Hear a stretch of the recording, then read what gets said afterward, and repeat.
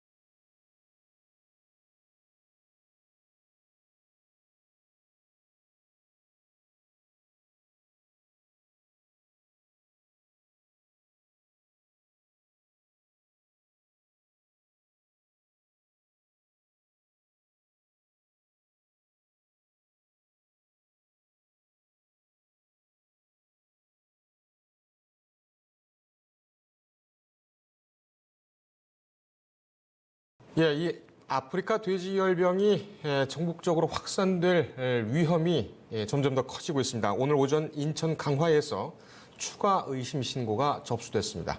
방역당국이 역학조사 중인데 48시간 동안은 서북부를 비롯한 전국에 돼지 이동 중지 명령을 내렸습니다.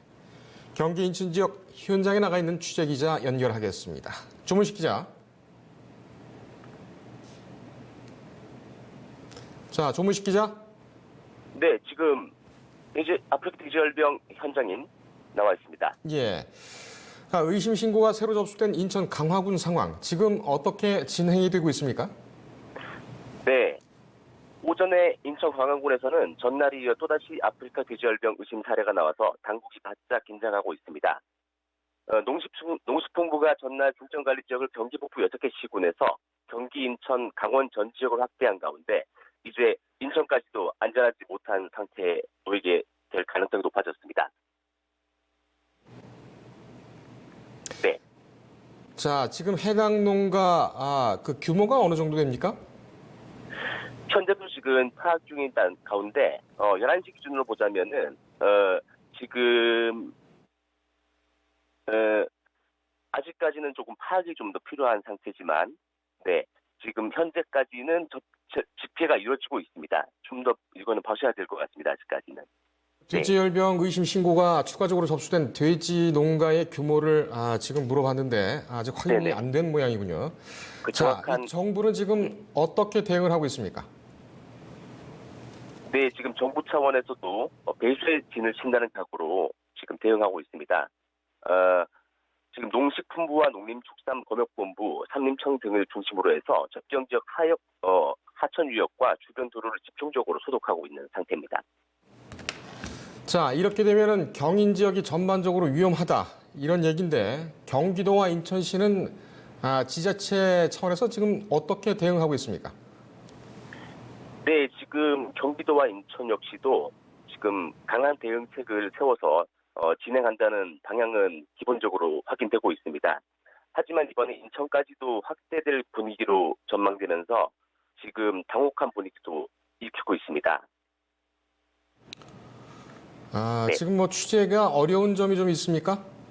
지금 그 현장 접근이 정확하지 않기 때문에 지금 그 확인된 사실까지만 말씀을 드리고 있습니다. 자, 감염 지역이 가장 넓은 곳이죠. 경기도는 도 차원에서 어떻게 대응하고 있습니까? 경기도 차원에서는 지금 지난번 말씀드린 것처럼 충분한 방역 대응을 지금 총력을 기울인다는 방침을 그대로 유지하고 있습니다. 예, 지금 조문식 기자. 네네. 취재가 지금 잘 안 된 모양인데 추가적으로 더 취재를 해서 다시 한번 확인을 하도록 하겠습니다. 예, 전화를 다시 한번 주시면 제가 좀 더 추가를 하겠습니다. 예, 일단은 여기서 마무리하겠습니다. 네, 감사합니다. 지금 저희 그 뉴스 종합 터미널 시스템으로 올라와 있는 사항은 현재 인천 강화군 돼지농가 추가 신고가 들어온 지역의 사육 두수는 돼지 830마리, 증상은 어미 돼지 2마리가 폐사하고 1마리가 유산한 그런 상황입니다. 이 농가 반명이 500m 내에 농가 한 곳에 돼지 970마리가 있어서 이 농가에 대해서도 추가적으로 방역당국이 지금 역학조사를 하고 있습니다. 더 문제는 500km에서 3km, 그러니까 돼지 열병 추가 신고 접수가 들어온 그 강화군의 그 농가입니다. 이 500m 내지 3km 내에 들어와 있는 감염 위험의 돼지 돈수 704천 마리라고 합니다. 해당 농가는 벌써 세 번째 발생한 김포와 6.6km 떨어져 있고 어제 발생한 강화와는 8.3km 떨어져 있는 곳입니다. 이 문제는 임진강 유역을 따라서 계속 번지고 있다는 얘기입니다. 충청도 상황이 상당히 좀 우려가 되는데 내일 충청에 나가 있는 현장 기자를 연결을 해서 자세한 소식 추가로 전해드리겠습니다. 지금 정부가 인천 강화 추가 의심 신고 농가에 대해서 하고 있는 역학조사는 오늘 오후쯤에 나올 것으로 예상이 되고 있습니다. 네, 다음 소식으로 넘어가겠습니다. 문재인 대통령과 미국의 도널드 트럼프 대통령이 북한과 70년 지속된 적대 관계를 종식하고 북에 무력 행사를 하지 않는다는 원칙을 재확인했습니다. 이와 함께 김정은 북한 국무위원장의 연내 남한 방문 얘기까지 나오면서 분위기가 한껏 고조되고 있습니다. 하지만 이번 한미 두 정상회담은 원칙적 수준으로 진전된 것이 없다, 알맹이가 없다, 이런 분석도 나오고 있습니다. 취재 기자와 함께 이 문제 구체적으로 따져보겠습니다. 정치부 이성휘 기자 나왔습니다. 자, 이 기자. 예. 도널드 트럼프 대통령 그리고 문재인 대통령 이게 얼마 만에 만난 거죠? 지난번 6월 30일 판문점 회동 이후니까 3개월 만에 만나는 겁니다. 예. 그렇다면은 지금 이 정상회담 어떤 의미가 있고 어떤 내용이 오갔는지 우선 정상회담 내용부터 좀 살펴보죠. 예, 한미 정상은 현지 시간 23일 오후 미국 뉴욕에서 만났습니다.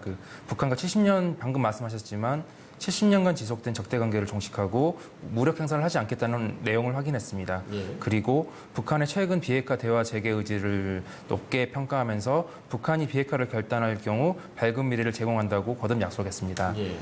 또 그 외로 한미 간 흔들림 없고 굳건한 동맹 관계도 재확인했습니다. 지금 싱가포르 회담 합의를 기초로 협상한다. 이 회담 브리핑 중에 이런 얘기가 고재인 대변인, 고민정 대변인이 그런 얘기를 했죠. 어제 브리핑에서. 예, 그렇습니다. 예. 이 싱가포르 회담 이거 상당히 좀 기념비적이고 성공적인 회담이었다.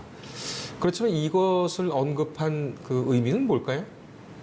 예, 기억하시겠지만 지난해 6월 12일 트럼프 대통령과 김정은 위원장이 역사상 최초로 북미 정상이 정상회담을 했었습니다. 당시 양 정상은 완전한 비핵화, 평화체제 보장, 북미 관계 정상화 추진, 6.25 전쟁 전사자 송환 등 4개항을 합의했고 예. 그거를 바탕으로 실무 협상을 해서 올해 2월이죠. 하노이에서 그거를 좀 더 전진시키려고 했지만 미국의 빅딜과 북한의 스몰딜이 합의점을 찾지 못하면서 무산됐습니다. 그렇거든요. 네, 그래서 이번에 우리 한미 정상이 이거 합의했던 거는 하노이의 실패를 좀 반복하지 말자. 싱가포르 정신으로 다시 결과를 만들어 보자. 그런 의미가 있는 것 같습니다. 근데 이 얘기는 죄송합니다. 이 얘기는 조금 준비가 되지는 않은 질문인데 당시 하노이 회담 때는 볼턴 우발적으로 막 나와서 좀 분위기가 경직되기도 하고 그런 다시 말해서 볼튼의 리스크가 있었다 이런 얘기도 있었지 않습니까? 또 당시는 트럼프 대통령이 뭐 특검을 받고 있는 특검에 대한 또 그 이슈가 있어서 회담에 집중하지 못했다. 이런 얘기도 있습니다. 볼튼이 지금 빠진 상황에서 오라이언이라는 그 협상 전문 변호사가 다시 이제 들어가 있죠. 그렇다면은 북미 정상회담 가능성은 어느 정도 된다고 봅니까? 그 방금 언급하셨지만 볼턴이 빠졌습니다. 볼턴이 그 북한이 냉혈한 흡혈귀라고 비난하고 그렇게까지 얘기를 합니까? 예, 예전에 그런 적도 있었고 예. 상당한 대북 강경파로 그 사람이 협상에 끼면은 판이 깨진다. 일단은 무조건 북한 보고 비핵화를 압박을 한 다음에 비핵화가 어느 정도 되면은 그때 우리가 제재 완화를 해주고 뭐 정상화도 해주겠다 그런 입장이었기 때문에 북한에서는 그 사람이 끼는 거를 정말 싫어했습니다. 예. 근데 이번에 트럼프 대통령이 그거를 그 볼턴을 해임했다는 것은 물론 그 전에 트럼프 대통령과 볼턴 간의 그 갈등선이 많이 있긴 있었지만 예. 그 북미 협상 재협상이 시작하기 전에 뺐다는 거는 결국 협상에 의지가 있다라는 그런 신호를 북한에 보여준 거로 보입니다. 그렇군요. 지금 이제 문제는 김정은 국무위원장이 어떻게 반응할 것이냐 이 문제인데 이 볼튼이 주장을 했던 것이 리비아식 그 처리 아니었습니까? 물론 트위터긴 하지만은 트럼프 대통령이 이 리비아식은 아니다라는 해명도 했었고 좀 적극적으로 나오고 있는 그런 상황인 것 같습니다. 그런데 이번 회담에서는 그 리비아식은 아니다. 다른 그 북핵 대응 방안을 마련 중이다. 자세한 내용은 안 나왔죠. 예, 자세한 내용은 아직 안 나왔습니다. 왜냐하면 그 실무 협상이 곧 시작될 건데 미리 그거를 공개하는 거는 일단 북한 쪽에 새로운 방법이라는 기대감을 심어주는 거는 가능하지만 예. 자세하게 이것 하겠다 미리 말해버리는 거는 칼을 자신의 보여주는 식으로. 카드를 보여주는 거기 때문에 예. 그런 실수는 안 한 것 같습니다. 그렇다면 리비아와 이렇게 대비를 해서 나름 성공했던 그런 핵 대응, 미국의 핵 대응 그런 모델이 뭐가 있습니까? 그 굳이 찾으려면 우크라이나 모델이 있는 것 같습니다. 우크라이나 같은 경우는 그때 그 소련이 무너지면서 소련의 핵이 그냥 그 핵기지들이 거기에 있었기 때문에 네. 그때 당시 어떤 식으로 했냐면 핵 반출을 그 서방 국가들이 사가는 방식으로 했습니다. 예. 핵 미사일을 사가고 그에 상응하는 그 현물을 우크라이나에 던져줬던 그런 게 있었기 때문에 아마 그런 게 있었고 리비아 같은 경우는 리비아가 미국과의 관계를 좋게 하려고 다 따랐는데 결과적으로 그 리비아의 그때 카다피인가요? 그 카다피가 결국 몰락하지 않았습니까? 예. 북한은 그런 전철을 따르지 않겠다. 그래서 지금 계속 강조하는 게 우린 제재 하나보다 그 체제 안전을 좀 더 해달라. 지금 그런 입장입니다. 북한은. 예. 뭐 좀 여담입니다만은 그 우크라이나 그때 당시에 그 핵대응, 미국의 핵대응이 주로 지금 뭐 나오고 있는 액션 영화들이죠. 미션 임파서블이라든지 뭐 맷 데이먼이 나왔던 그런 첩보 영화에서도 많이 또 배경으로 되는. 예, 뭐 그때 미소 그 냉전 시대 뭐 그러니까 적이 있으니까 예. 그 사이에서 왔다 갔다 하는 스파이들 영화가 많이 예, 있었죠. 이해를 돕기 위해서 좀 말씀을 좀 드려봤습니다. 자, 김정은 국무위원장은 지금 아직 이것에 대해서 어떤 반응을 보이지는 않았죠. 예, 아직까지는 없습니다. 다만 어제 국정원에서 약간 그 국회 정보위원회에서 그 재밌는 이야기를 했습니다. 예. 그 2, 3주 안에 북미 비핵화 실무 협상이 재개될 가능성이 크다. 네. 그리고 그 김정은 위원장이 중국을 갈 수도 있다. 또 그 실무 협상에서 합의가 도출될 경우 연내 3차 북미 정상회담뿐만 아니라 오는 11월 부산에서 열리는 한 아세안 특별 정상회담에 김정은 위원장이 내려올 수도 있다. 예. 그런 이야기를 했습니다. 잠깐만요. 이거는 서른 그 국정원장이 얘기를 한 겁니까? 서훈 원장이 참석한 회의에서 나온 회의에서 이야기입니다. 나온 얘기고. 그래서 서훈 원장이 했다기보다는 그 여야 3당 간사들이 그 보고받은 내용을 종합해서 나온 이야기. 그렇게 예. 된 거군요.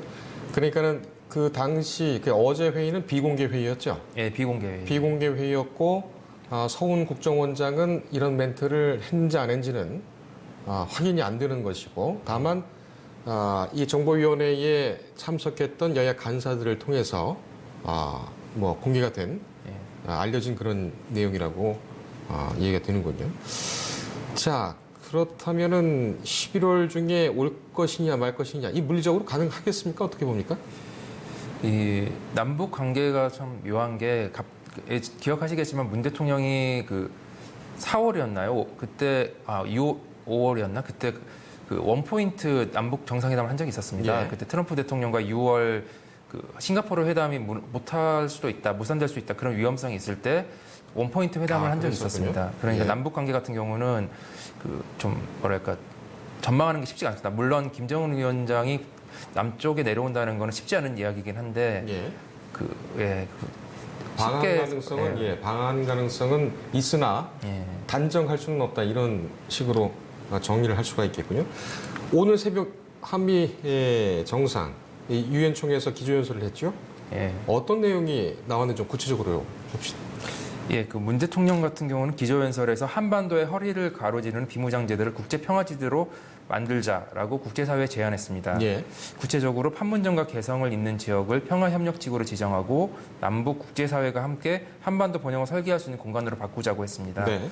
특히 그 비무장지대 안에 남북의 주재 중인 유엔기구와 그 평화 생태 문화와 관련된 기구들을 유치하겠다는 뜻도 밝혔습니다. 네. 만약 문 대통령의 구상이 현실화된다면 사실상 남북 간 그 군사 충돌 위험성은 거의 사라지게 되는 겁니다. 예. 그 군사 충돌이 이뤄질 만한 장소에 이제 국제기구들이 들어서는 거니까 네. 북한 입장에서는 자신들의 체제의 안전에 그런 게 되는 거고 우리 측도 좀 항구적인 평화를 얻을 수 있는 계기가 되지 않을까 그렇게 되고 있습니다. 예. 트럼프 대통령은 뭐라고 했습니까? 예, 트럼프 대통령은 그 과감한 조치로 한반도 평화를 실현하고자 한다고 했습니다. 특히 그 김정은 위원장한테 그 북한은 엄청난 잠재력을 갖고 있다. 그 밝은 미래가 약속돼 있다. 다만 비핵화가 선행돼야 한다. 그런 말도 했습니다. 예. 결국 그 미국의 목표는 끝없는 전쟁의 종지부를 찍는 거다. 전쟁이 계속 이어지지 않도록 하겠다. 그런 말도 했습니다. 예. 이 남북 문제, 특히 또 북미 문제, 이 문제만큼은 우리 정부 문재인 대통령이 나서야지만 좀 뭔가 좀 풀리는 것 같은 그런 인상이 좀 듭니다. 오늘 그리고 어제 같은 맥락인데 앞으로 그 북미 협상 그리고 우리 정부 어떤 역할을 하고 어떻게 풀릴 것으로 봅니까? 네, 역시 가장 중요한 것은 북미 간의 입장차를 좀 좁혀가는 게 중요할 것 같습니다. 그 앞서 하노이 회담에서도 그 북한의 스몰 딜과 미국의 빅 딜이 부딪혀가지고 결론을 못 냈는데 사실 최근 기류가 약간은 양쪽이 한 발씩 물러서는 분위기입니다. 예. 그래서 우리 한국이 좀 더 그 중간에 중재할 만한 여유 그 공간이 좀 더 생긴 셈인데 이제 우리가 해야 할 게 방금 오늘 문 대통령이 제안했던 그 DMZ의 평화지대화처럼 북한도 괜찮고 미국도 괜찮고 국제사회의 지지를 받을 수 있는 그런 방안들을 만들어서 계속 제안하고 좀 우리가 주도적으로 추진하고 그런 모습이 필요할 것 같습니다. 이 DMZ 평화지대 조성은 뭐 경기, 강원 각 지자체에서도 상당히 갈망하는 그런 정책인 것 같은데 여기가 되면은 뭐 관광객은 물론이거니와 상당히 상징적인 평화의 상징적인 그런 세계적인 유산으로 남지 않을까 이렇게 또 생각이 드네요. 예. 이번에 또 관심이 있었던 것이 그 한국과 일본의 정상 만남 어떻게 될 것이냐 이 문제였죠. 아베 총리와 문 대통령과 아베 총리가 만났습니까? 이번 회동에서 못 만났습니다. 못 일단 만났습니다. 두 정상의 일정 스케줄 자체가 많이 달랐고 네.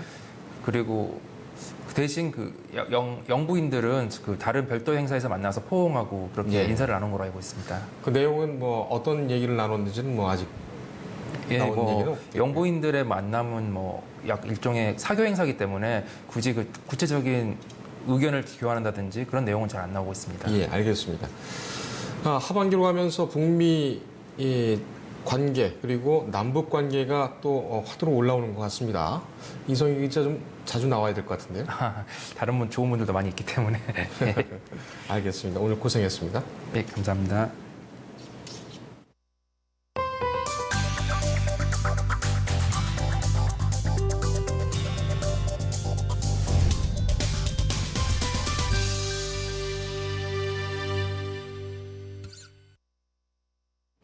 예, 다음 달 2일부터 시작되는 국정감사 증인 채택을 놓고 이 여야가 또 긴장 모드로 돌입했습니다. 야당은 조국 청문회 2라운드를 벼르고 있는 반면 여당은 정쟁적인 국감은 더 이상 안 된다고 반박하고 있습니다.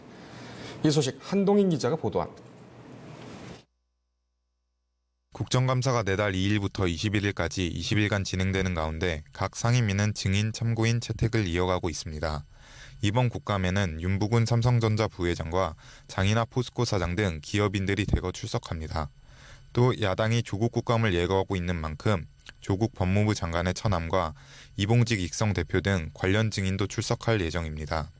24일 국회 기획재정위원회, 농림축산식품해양수산위원회 등은 전체 회의를 열고 증인 참고인 출석 요구의 건을 의결했습니다. 이날 기획재정위원회는 참고인 12명에 대해서만 합의하고 구체적 증인 명단은 여야 간사 간 협상을 이어가기로 했습니다. 기획재정위원회 소속 한국당 의원들은 조국 장관 아내와 전 재수관 부동산 거래와 관련해 탈세 혐의 등을 따지기 위해 관련자 증인 신청을 검토 중입니다. 하지만 여당은 민생에 집중할 때라며 반발하고 있어 증인 채택이 난항을 겪고 있습니다. 농림축산식품해양수산위원회는 15명의 증인과 6명의 참고인을 채택했습니다. 바른미래당 정운천 의원은 농어촌 상생협력기금과 관련한 민간 기업의 기부 실적 저조 문제를 묻기 위해 윤부군 삼성전자 부회장, 장인화 포스코 사장, 최선목 하나그룹 사장, 홍순기 GS 사장, 이갑수 이마트 사장 등 기업인들을 불러들였습니다.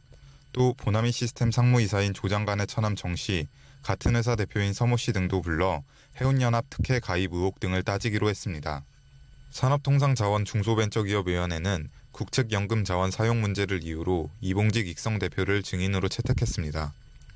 이 대표는 조 장관 오촌 조카 조범동 씨와 연관성이 드러나 압수수색을 받은 바 있는 인물입니다. 교육위원회는 24일 최성해 동양대 총장 등 조국 법무부 장관 논란과 관련된 국정감사 증인 채택에 실패했습니다. 교육위는 이날 오후 열린 전체 회의에서 기관 증인은 채택했지만 일반 증인에 대해서 이견이 있어 여야 간사 간 협의를 이어가기로 했습니다. 교육위 소속 야당 의원들은 조 장관 자녀 입시 비리 의혹을 파헤쳐 대여 공세를 강화한다는 계획이지만 여당은 나경원 한국당 원내대표 자녀 문제를 파헤쳐 반격하는 모습입니다.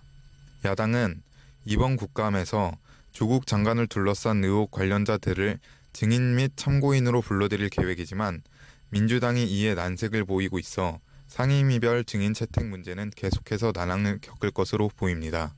뉴스토마토 한동인입니다. 불법 외국인 도우미 고용과 각종 갑질 혐의 등으로 기소된 고 조양호 한진그룹 회장 처 이명희 씨에 대한 재판이 어제부터 본격적으로 항소심이 시작이 됐습니다. 이 씨는 혐의를 인정하고 있지만 도우미 불법 고용 혐의를 부정하는 한편 양형, 이 집행유예 선고를 받았는데 양형이 너무 무겁다면서 감형을 요구하고 있습니다. 보도에 왕혜나 기자입니다. 이명희 전 이루재단 이사장의 항소심이 열린 24일 오후 2시 20분. 이 전 이사장이 서울중앙지법 문을 열고 들어왔습니다. 이 전 이사장은 기자들의 질문에는 대답하지 않은 채 법정으로 들어갔습니다. 이날 이 전 이사장의 변호인 측은 법원의 선처를 구하는 데 집중했습니다. 변호인 측은 모든 공소 사실을 인정하고 깊이 반성하고 있으며 양형에 대해서만 한 번 더 검토해줬으면 하는 취지라고 말했습니다. 다만 1심 재판부가 사실과 다르게 판단을 내린 부분이 있다면서 가사 도우미를 구할 때 조직적으로 행한 것이 아니고 아는 사람한테 부탁한 것이며 회사 돈으로 가사 도우미 월급을 지급했다고 하는 부분도 사실이 아니라고 설명했습니다. 또 2016년 8월 가사 도우미가 필리핀으로 돌아간 것은 보수 인상 요구에 따른 것이 아니라 피고인 측이 불법이라는 것을 알고 그만두게 한 것으로 오히려 긍정적인 요소로 봐줘야 한다고 덧붙였습니다. 변호인 측은 당시 필리핀 가사 도우미가 불법인 점을 알려준 본부장 이모 씨를 증인으로 신청했습니다. 재판부는 다음 달 24일 이 씨에 대한 증인 신문을 열고 같은 날 결심 공판을 진행한 후 재판을 종결하기로 했습니다. 1심은 지난 7월 이 전 이사장에게 징역 1년 6개월에 집행유예 3년을 선고했습니다. 검찰 구형보다 높은 수준이었는데 이번 2심에서는 징역형을 피할 수 있을지 주목됩니다. 뉴스토마토 왕혜나입니다. 초고령화 시대와 4천 산업혁명 시대, 이 두 시대로 접어들면서 개인 재물 설계에 대한 재무 설계에 대한 그 중요성이 매우 강조되고 있습니다. 하지만 이 아직 재무 설계라는 개념조차 정확히 알고 있는 분들이 많은 것은 아니죠. 오늘 뉴스리듬 톡합니다에서는 국민을 위한 재무 설계 전문가들을 양성하는 FPSB 김용환 회장과 인터뷰를 준비했습니다.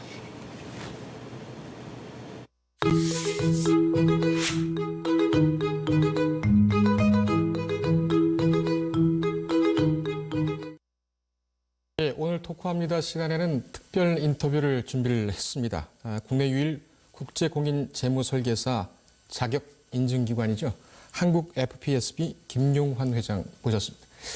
네, 김 회장께서는 금융위원회 상임위원, 금융감독원 수석부원장, 한국수출입은행장, NH농협 금융주주회장 등으로 40여 년간 한국 금융 발전을 위해서 힘써오신 한국 금융업계의 거목이십니다. 회장님 안녕하십니까? 안녕하세요. 네. 모시게 돼서 반갑습니다. 반갑습니다. 예. 네. 2017년 말이었죠. 금융위원회 종합감사가 있은 후에 조직 전반에 대한 쇄신이 필요하다. 네. 이런 필요성에서 FPSB에 2018년 9월에 영유되셔서 취임을 하셨습니다.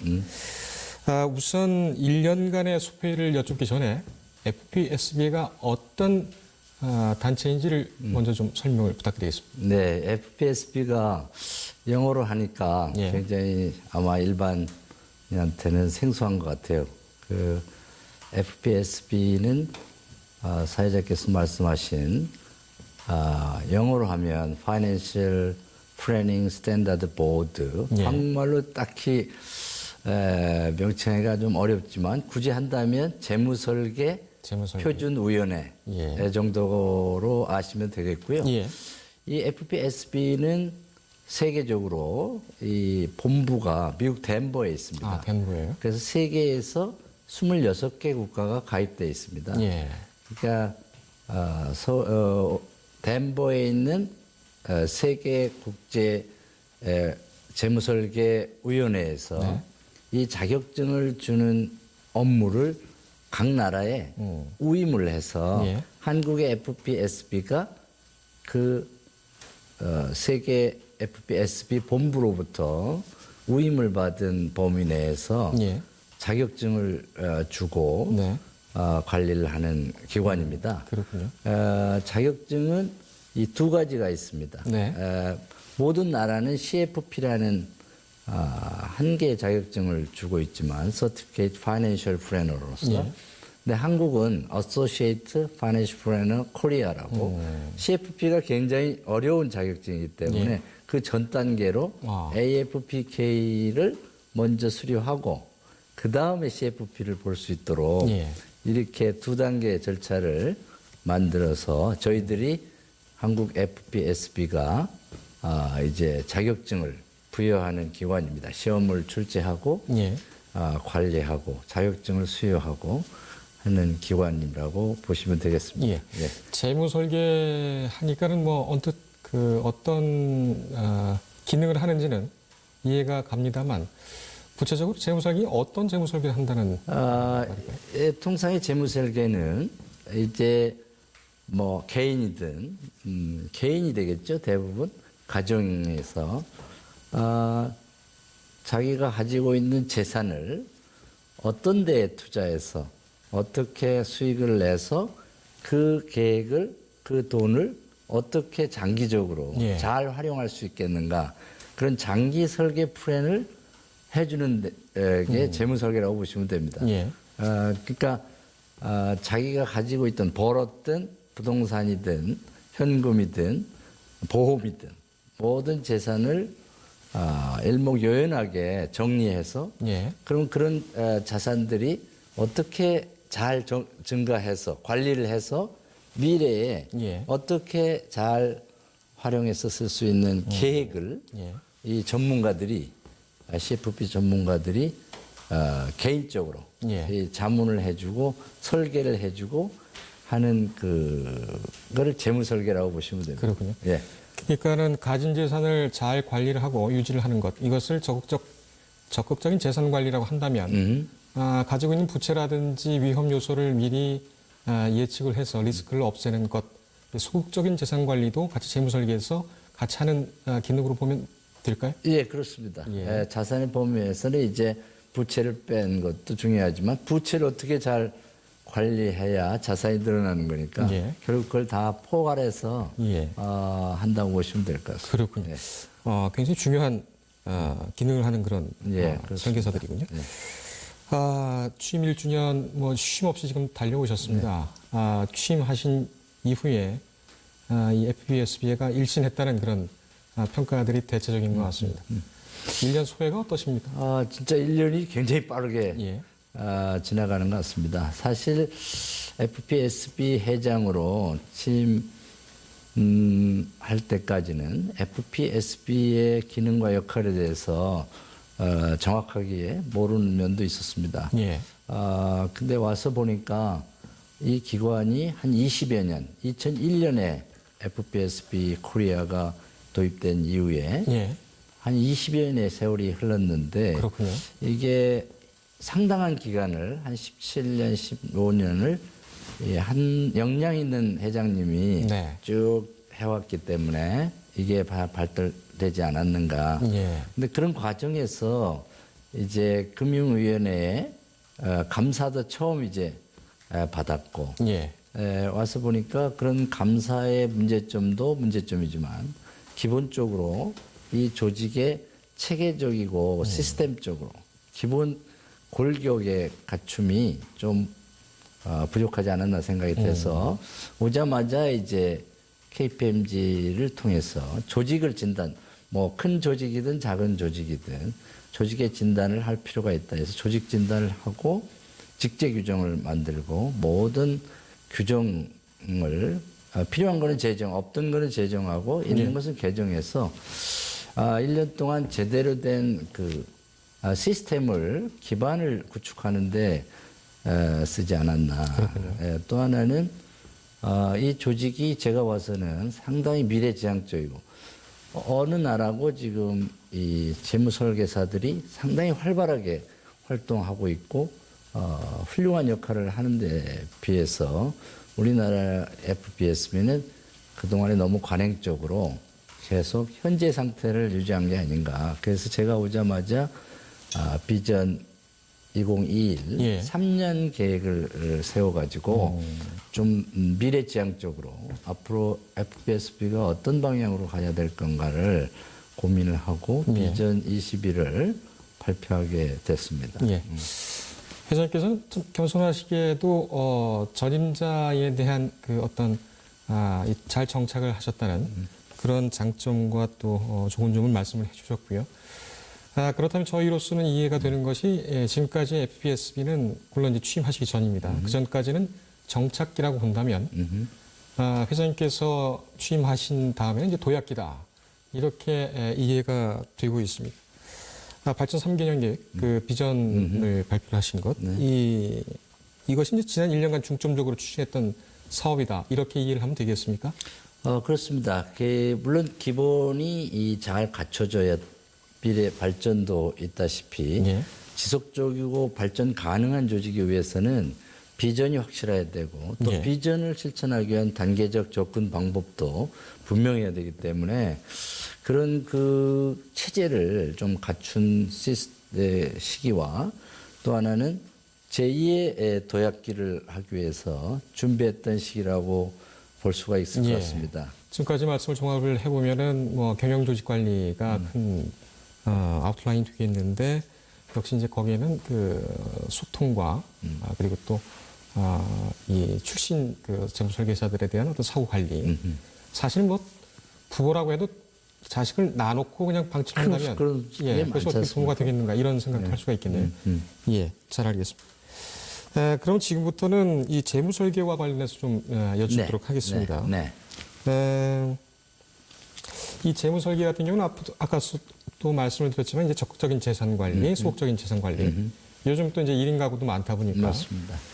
이게 뭐 연령이나 소득계층 관계없이 전 국민에게 필요한 그런 조언자다 이렇게 얘기를 할 수가 있겠습니다.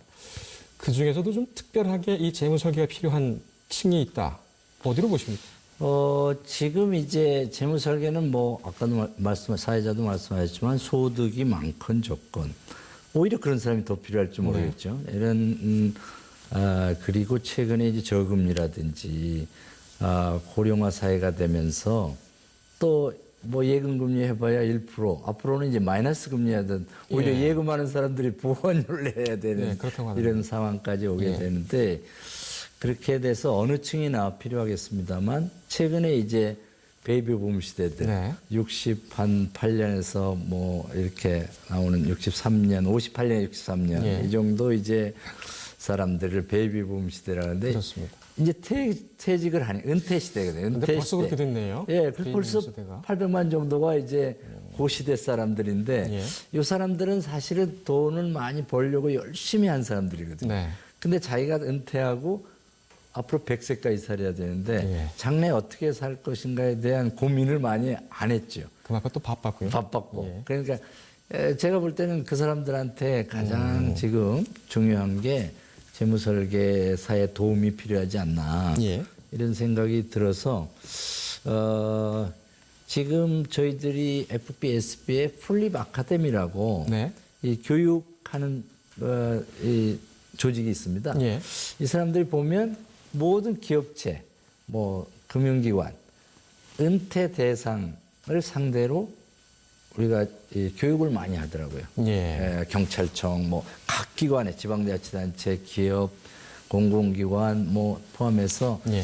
그게 상당히 많이 인기를 얻고 있는데 그건 뭐 은행에서도 대부분 많이 하는데 여기는 이제 CFP들이 강의를 하니까 예. 오히려 설득력 있게 종합적으로 예. 재무 설계를 할 수 있는 기회를 제공하기 때문에 인기가 있는 것 같습니다. 그렇군요. 네. 재무설계 얘기를 좀 더 해보겠습니다. 네. 아까 시험 과목이 7과목이라고 하셨죠? 네. 윤리. 확 눈에 띄었습니다. 왜냐하면 재무설계 같은 경우에는 이 상담하고자 하는 사람의 재무 상태를 아주 어떻게 보면은 그 개인적인 비밀 아니겠습니까? 그렇습니다. 부치 같은 경우에는. 예. 근데 상담을 했는데 그 상담 결과를 떠벌리고 다닌다. 그렇죠. 이거 상당히 좀 문제가 될 것 같은데요. 맞습니다. 그래서 윤리 시험을 봅니까? 그래서 사실은 금융은 기본적으로 윤리를 굉장히 강조하는 게 예. 금융은 신뢰지 않습니까? 한 번 신뢰를 잃으면 이게 서로 믿을 수가 없으면 맡길 예. 수가 없거든요. 금융기관이라는 자체가. 예. 그래서 윤리가 굉장히 중요함에도 불구하고 다른 자격증이나 이런 거는 그런 게 없어요. 근데 네. 이거는 특별 윤리 교육을 받아야 됩니다. 예. 윤리기관을 지정해가지고 몇 시간을 윤리교육을 반드시 받도록 돼 있고 또 이 자격증이 중요한 거는 2년마다 갱신하게 돼 있습니다. 2년마다요? 2년마다 유지 요건이 있어서 그렇군요. 2년마다 갱신을 해야 되고 2년마다 특별 교육을 받도록 돼 있어요. 그만큼 업데이트를 시켜서 최근에 한데 다른 자격증은 그런 유지 요건이 없거든요. 예. 그러니까 이거야말로 국제적인 정말 훌륭한 자격증입니다. 여러 가지를 공부하고 윤리를 또 특별 이수 교육도 해야 되고 그다음에 2년마다 유지 요건으로 갱신해야 되는 이런 굉장히 엄격하게 관리하기 때문에 이거야말로 우리 소비자들한테 믿고 맡겨도 예. 괜찮은 이런 자격증이기 때문에 이게 빠른 시일 내에 제도권으로 들어와서 예. 금융 소비자 전체가 혜택을 볼 수 있도록 제도 노력해야겠죠. 제가 알겠습니다. 더 열심히 노력하겠습니다. 예. 그 노력의 어떤 그 발현이라고 볼까요? 첫 발현이라고 볼까요? 이번 10월 달에 네. 굉장히 큰 행사가 있죠. 2019 가계 재무 건강 진단 캠페인. 네. 예. 이거는 이제 우선 언제 합니까? 10월 12일 10월 11일, 11일, 12일. 예, 양일간에 예, 이틀 합니다. 예. 이틀 10월 11일 금요일, 토요일 양일에 금요일 토요일이군요. 예, 한양대학교 정문 앞에 있는 파크 에베뉴에서 하는데요. 예, 한양대학교 정문 앞에 파크 에비뉴. 에비뉴. 여기서 지금 우리 홈페이지에서 이제 신청처를 봤는데 이거는 이제 강의도 좋은 강의도 하지만 상담을 해줍니다. 예. 그래서 무료입니까? 무료입니다. 무료. 아하, 예. 그리고 공연도 볼 수 있게 오신 분들 좀 힐링할 수 있도록 예. 공연도 이렇게 무료로 볼 수 있도록 하고 그 상담하신 분들은 그러면은 지금 아무나 CFP들이 예. 나오셔가지고 그러니까 공인적으로 자격을 가지신 인정받은 분들이 지난번에 이제 서울의 머니쇼에서 부스를 설치해서 지난 5월에 예, 예. 했습니다. 근데 상담하는 분들이 줄을 서서 네. 대기하고 있더라고요. 우리 부스가 좀 작아서 네. 조금 그랬지만 CFP들이 능력 있는 CFP들이 여러 사람이 나와서 상담을 해주니까 너무 좋아했어요. 예. 그래서 그런 걸 기회로 이게 이제 세계 월드데이입니다. 그때는 네. FPSB의 세계 26개 국가들이 그날은 특별한 행사를 하는 거예요. 어허. 각 나라에서. 예. 그래서 그동안에 우리나라는 안 했습니다. 소극적으로 생각하고. 네. 근데 이번에 처음으로 이제 대대적으로 좀 해서 FPSB의 존재라든지 또는 CFP들이 어떤 일을 하고 있고 또 모든 사람들의 가계 진단이 우리 병도 네. 예방 건강검진해서 진단하고 치료하고 이 가계 진단도 한번 상담을 받으시고 예. 어떻게 설계해서 어떻게 가져가는 것이 미래에 잘 지낼 수 있는가 하는 거는 굉장히 국민들한테 예. 중요하기 때문에 이건 대국민 홍보로서도 굉장히 중요하고 예. 이거 어떻게 보면 이 정부에서도 사실 적극적으로 해줄 필요가 있어요. 이 가계부채 문제가 어떤 심각한 게 아니지 않습니까? 예. 가계부채를 관리해주는 방법이라든지 또는 청년들이 이 시험을 많이 봐요. CFP나 AFP를. 그럼 대학생들, 실업자들.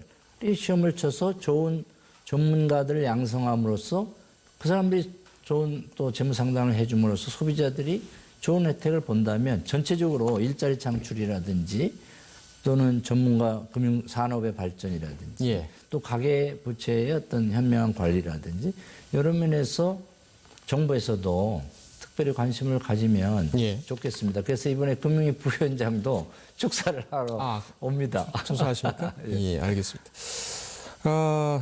가계부채 문제 언급을 해주셨습니다만 이 가계부채뿐만 아니라 개인 부채 그리고 청년의 취업 문제. 지금 금융과 관련돼서 우리가 풀지 못하는 숙제가 상당히 많습니다. 이번 가을에 10월 11일, 12일 양일에 걸쳐서 한양대 정문 앞 파크 에비뉴에서 모두 나오셔서 한번 해답을 찾아보시면 어떨까 생각이 됩니다. 오늘 1시간 동안 이 인터뷰를 진행했습니다만 시간이 가는 줄 모르게 빠르게 지나갔습니다. 예, 오늘은 여기까지 하고 다음에 한 번 더 오셔야 될 것 같습니다. 오늘 자리해 주셔서 감사합니다. 고맙습니다. 예, 김용환 FBSB 회장과 함께했습니다.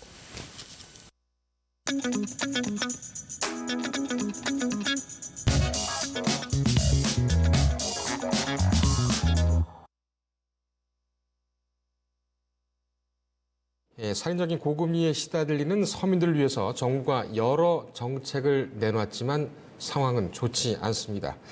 이 가계부채의 심각성은 물론이고 그만큼 고리대금에 시달리는 국민들이 많다는 얘기인데 해법은 없는가? 오늘 조성목의 머니토크에서는 이 문제를 다뤄보겠습니다. 조성목 서민금융연구원장 나오셨습니다. 안녕하셨습니까? 네, 안녕하십니까? 예. 지금 녹화된 인터뷰가 나가는 동안 원장님과 이런저런 얘기를 했지요. 지금 계속해서 우리 뉴스리듬 조성목의 머니 클리닉에서는 정부가 서민들을 위해서 어떤 정책을 마련하고 있는가, 실질적으로 정책이 되고 있는 그런 부분들 집중적으로 다루고 있습니다. 하지만 아직까지도 이게 그 국민들에게는 잘 알려지지 않고 있는 것 같습니다. 이 문제가 뭘까요? 글쎄요, 이제 이 정책 당국에서는 나름대로 홍보를 하고 있지만 예.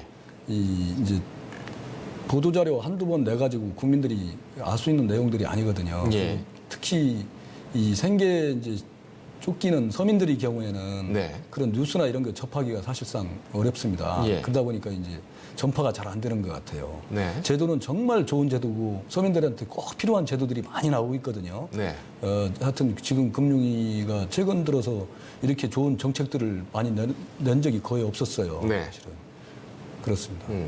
지금 오늘 다룰 이 문제, 개인 채무자 신용 회복 지원제도 확충, 연체 위기자 신속 지원제도 이것이 지금 일반적으로 알게 되면은 파산하고 모라토리엄 하고 그렇게 되면 사후적으로 돈을 대주고 빚을 탕감해주고 이런 거였는데 이거는 좀 다르다면서요. 선제적인 그런 예방 차원?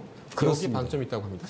지금까지 이제 모든 정책은 그 3개월 이상 연체가 되면 개인 워크아웃이나 이런 걸 통해서 이제 신용회복위원회에서 지원을 해줬습니다. 예. 그리고 이제 한 달 이상 연체가 됐을 경우에도 프리오컷이라고 해서 지원을 해줬고요. 근데 문제는 연체 그 우려 단계, 이 양반은 보니까 연체 걸릴 위험이 크다 하는 단계 내지는 한 달까지 연체, 30일까지 연체됐을 경우는 대책이 없었습니다. 예. 그러다 보니까 어떻게 보면 이제 그 수렁에 빠지기 전에 빠지지 않도록 지원하면 비용도 훨씬 적게 들고 예. 채무자도 고생을 덜 하는데 비해서 사실은 수렁에 빠지고 나서 이제 꺼내는 정책밖에 없었단 말입니다. 근데 이번에 나온 그 연체 위기자 신속 지원 제도는 그 연체가 걸리기 전에서 한 달까지 된 예. 분들한테도 지원하는 제도를 도입을 한 겁니다. 그래서 어떻게 보면 이제 연체 우려 단계부터 상환 불능 단계까지 각 단계별 조치가 이제 마련됐다고 보여집니다. 예. 지금 뭐 연체 얘기가 나와서 그렇습니다만 우리가 이제 가끔 뭐 대출이라든지 또 카드 대금이라든지 일정 기간은 좀 기다려주는 한데 이게 장기화되거나 아니면 좀 시간이 좀 가게 되면은 이걸 은행에서 공유를 하게 되죠. 그렇습니다. 연체 정보. 연체 정보는 어쨌든 연체가 시작된과 동시에 전 금융권에서 공유된다고 보시면 됩니다. 그래서 이제 그 연체 정보가 공유되면서는 어느 기관에서 돈을 못 빌리게 되는 것이죠. 그래서 사실은 시차가 예를 들어서 한 달 뒤에는 내가 어디서 돈이 나올 돈이 있는데도 불구하고 네. 이제 연체자가 한번 돼버리면 신용도가 떨어지고 그러면서 이제 자기 그 자금 조달이 이제 여러 군데서 힘들어지니까 예. 더 많은 비용을 지불하게 되는 거죠. 그 하루만 연체를 해도 그렇습니까? 그렇습니다. 단기 연체도 다 정보가 공유가 됩니다. 만약에 10,000원, 뭐 100만 원의 뭐 카드 대금 내지는 뭐 대출 이자 뭐 또 분할 이자를 할 때에 100만 원 중에 10,000원이 연체가 됐다. 이것도 공유가 됩니까? 당연히 그 연체는 공유가 되는데 네. 그 상환하게 되면 네. 그게 이제 지우가 되어버리기 때문에 그렇게 큰 영향은 미치지는 않죠. 음. 일단 공유가 된다고 봐야 되고요. 지금 말씀하신 게 신용카드 있지 않습니까? 예. 제가 지금 장기 소액 연체자 지원 재단 이사로 활동하고 있는데 그러시죠? 그 수기를 공모해서 보니까 이 장기 연체 1,000만 원 이하의 10년 이상 연체자 이런 분들을 분석을 해보니까 예. 거의 95%가 카드비 때문에 시작해요. 카드. 그래서 정말 그 자기가 자제력이 없으면 카드를 잘라라. 제가 옛날에 머니 힐링 책에도 좀 써놨는데 네. 정말 카드가 제일 위험해요. 한번 생각해 보세요. 카드가 없다면 그건 외상이거든요. 예. 이 돈이 없음에도 쓸 수가 있어요, 지금은. 이게 때문에 씀씀이가 너무 커지고 모든 빚의 시작은 카드빚이에요. 이 가계부채, 지금 문제가 되고 있는 가계부채도 이 카드가 좀 없었다면, 물론 없을 수는 없겠습니다만은 가계부채가 좀 줄어들지 않았을까 이런 생각도 좀 해봅니다. 그게 2000년대 초반에 우리가 그 IMF 위기를 극복하기 위해서 결국은 신용카드 규제 완화를 대폭 했지 않습니까? 예. 그러면서 결국은 기업들은 빨리 회생이 됐지만 결국은 가계로 전이가 된 거로 보여지는 거죠. 그렇군요. 알겠습니다. 이거 연체 위기자 신속 지원제도 지금까지는 수렁에 빠진 사람에게 손을 내밀어 준 것이라면 네. 이것은 빠지기 전에 바로 손을 잡아주는 네, 그렇습니다. 그런 제도죠. 이 뭐 다 지원해 주지는 않을 것 같고 대상자가 되신 분들은 어떤 분들입니까? 이 대상자들은 이제 지금 말씀하신 것처럼 누구나 지원을 하게 되면 도덕적 해이가 우려가 되기 때문에요. 예. 한정적으로 합니다. 그래서 본인의 이제 규칙이 아닌데 정말 30일 이내에 단기 연체 중인 이런 분들 대상으로 하는데요. 그럼 본인의 규칙이 아니다 기다 판단을 어떻게 하냐? 그 예시를 들어보면 이제 최근 6개월 이내에요. 네. 실업자가 됐다든가 아니면 무급 휴직자 내지는 뭐 폐업한 경우 이런 분들 또 이제 3개월 이상 이제 아파가지고 이제 병원에 입원 치료를 받는 분들 그다음에 이제 대출 받을 때보다 소득이 현저히 감소했고요. 그리고 그래서 이제 7등급 이하로 이제 신용 등급이 떨어졌고 아니면 이제 최근 6개월 이내에 뭐 3회 이상 연체를 한 실적이 있다든가 예. 이런 분들을 지원 대상으로 하고 있고요. 그럼 이런 분들한테 어떤 지원을 할 거냐? 이거는 아직 연체 상태는 아니고 단기 연체이기 때문에 이런 분들한테는 이제 6개월 동안 긴급 상환 유예를 시켜드립니다. 상환 유예를 6개월 동안. 예. 그래서 6개월 이내에는 6개월 동안에는 이제 이자만 거치 이자만 납부하시면 되고 이제 보니까 이 금융회사 보니까 도저히 6개월 가지고는 구조적으로 안 된다. 예. 이런 분들의 경우에는 이제 10년간 그 원리금 분할 상환을 할 수 있도록 10년까지요? 10년까지 해드립니다. 예. 그래서 사실은 지금 이런 방송을 보시는 분들, 네. 이런 위기에 처하신 분들은 이런 제도를 활용하면 제기하는데 많은 도움이 되리라 생각이 됩니다. 신청은 어떻게 하고 또 신청할 당시에 유의사항 한 2분 정도 남았는데 이거는 이제 지금 신용회복위원회에 이제 하시면 되고요. 네. 신용회복위원회에 신청을 하는데 전화로 예약을 해야 되고요. 우선 예약을 해야 되고 전화로 예약을 해놓고 이제 통합지원센터가 전국에 47개가 있습니다. 예. 통합지원센터에 가서 그 신청하면 됩니다. 네. 근데 이제 유의하셔야 될 점은 이 제도는 채권자, 금융기관의 협약에 의한 겁니다. 아. 그래서 예를 들어서 나는 대상자라고 신청을 했는데 네. 신용회복위원회 심사 과정에서 탈락이 될 수도 있고요. 예. 소득이나 재산이 보니까 많이 있다. 그러면 안 되거든요. 두 번째는 금융회사들이 이제 부동의하는 경우가 있어요. 예. 과반수 이상이 나는 동의할 수 없어. 이분은 충분히 갚을 수 있거든. 그랬을 때는 안 될 수가 있습니다. 그래서 예. 그런 점은 미리 유념을 좀 하셔야 될 겁니다. 그렇군요. 카드부터 자르시는 게 좋을 것 같습니다. 예. 오늘 시간이 좀 다소 짧았지만 이 세부 내용은 뉴스토마토의 뉴스리듬 유튜브 홈페이지와 뉴스토마토 기사 홈페이지에 자세하게 나와 있습니다. 오늘 여기까지 하겠습니다. 네. 감사합니다. 감사합니다. 네, 퀴즈 보시겠습니다. 어제 퀴즈의 제목은 재무설계사였고요. 당첨자는 주식 열국매님 축하드립니다. 오늘 퀴즈는요. 9월 23일부터 도입한 제도로 상환 능력 감소로 향후 연체 발생이 우려되거나 연체 발생 초기에도 채무 조정을 허용하는 제도는 무엇일까요? 방금 조성목 원장께서 설명해 주신 제도입니다. 네, 정답을 아시는 시청자께서는 뉴스토마토 유튜브에 접속하셔서 구독을 눌러주시고 채팅창에 정답과 메일 주소를 남겨주십시오.